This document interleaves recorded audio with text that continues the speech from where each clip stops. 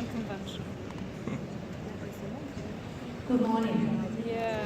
So in 10 minutes we have to anticipate 1,200 people plus the other 1,200 people wanting to ask a burning question.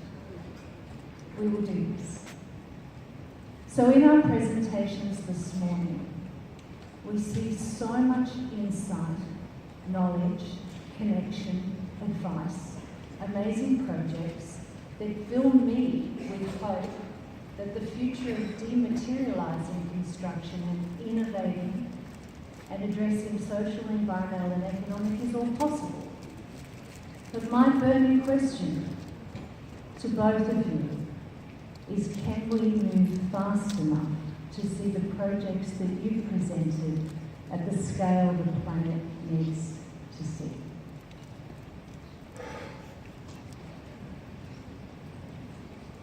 Well, I would say that if we teach people to do what they can do best, we can do this everywhere, and it can go quick.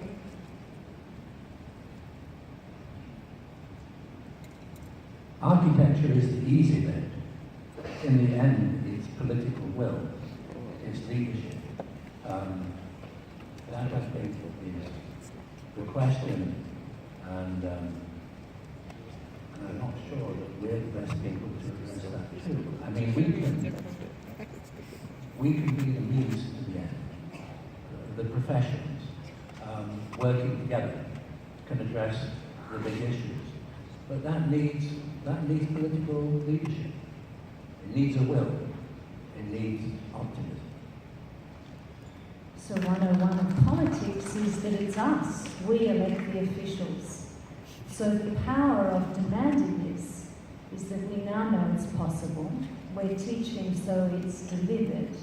But we have to demand that these projects and others that we see as sustainable are delivered in a political context, yes? In the end, it's about education, isn't it? And it's about younger generations, because those emerging generations will be making the decisions for the future, as well as those who can make decisions, implement decisions, who are in power at the moment. So it is really about anticipating the future and those issues. And I guess that as a profession, we are as good as our advocacy.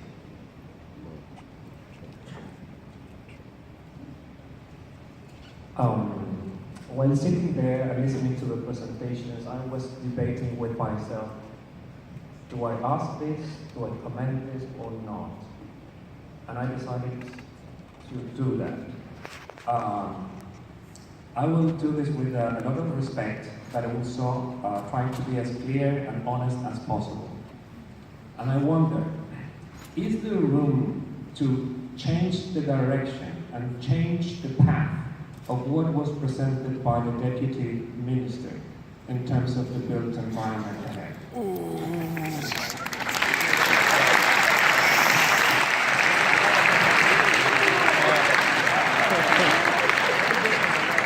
The reason is that what we saw in this presentation, it's not nostalgically looking at architectural languages of the past, but learning from very concrete lessons in how to domesticate the environment to create right places to live. It's not the facade, it's the footprint, it's the proximity and the shaping of the streets, it's the choice of materials. I wonder if it is clear that the glass tower is going to be the tallest greenhouse effect generator in Africa. So the question is, or maybe more than a question, is to comment and to reflect. What showed here are not just the result of having the talent, the knowledge, and come up with ideas. You use the word convincing the client. How can we make all this become the mainstream and not the exception? how can we get the crowd aligned along these lines? It's not just how fast how can we make it the rule? Again, history. You have to question why one part of the world will be building huge roadworks when elsewhere in the world the lessons have been learned.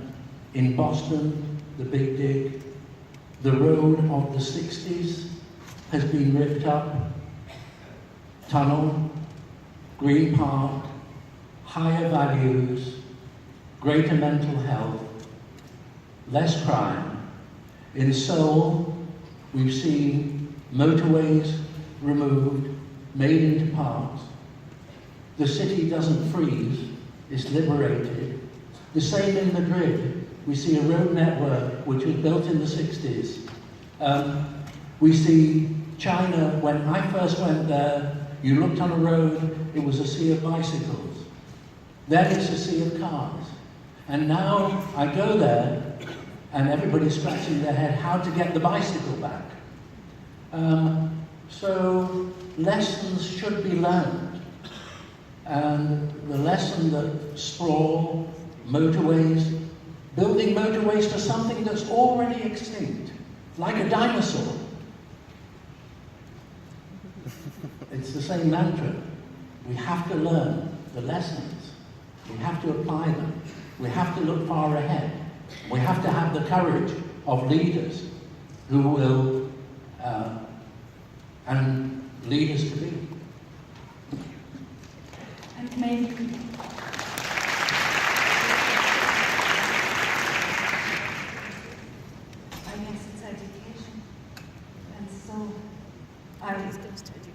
I was also relatively shocked about what I saw this morning, and I guess we could have I would have made a different lecture had I known that this was the introduction presentation. And really, I don't mean this in any mean or respectless way. There is a lack of education and knowledge. And so I think it's good that this meeting happens here now. So could we have the last slide that I have the benefit of seeing here? Can we have that projected? It's just a graphical representation. There are many, technology talking to me, the last slide. And yes.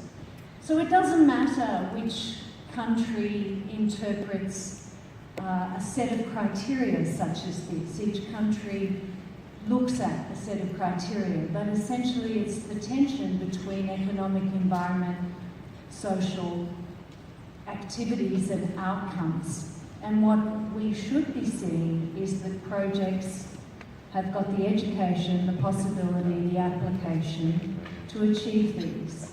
But each site is unique and each community is unique. So we have to globally be unified around a model that applies the knowledge that both of you presented this morning. And I'm not saying this is the one, but it is an example of what needs to occur on every project. And I think if the true tension of this was applied, we would have less of the roads, more of the pedestrianised local economy, infrastructure services. We would have a design that incorporates the local material, the local environment's needs. Tell us more of, is this an example of how to address Alejandro's challenge, which is we've seen mega projects, 24 new cities, the infrastructure, a little of the old being applied in the new. I mean, this particular thing we're looking at, the diagram, is the SGNI, the Deutsche Gesellschaft für nachhaltiges Bauen.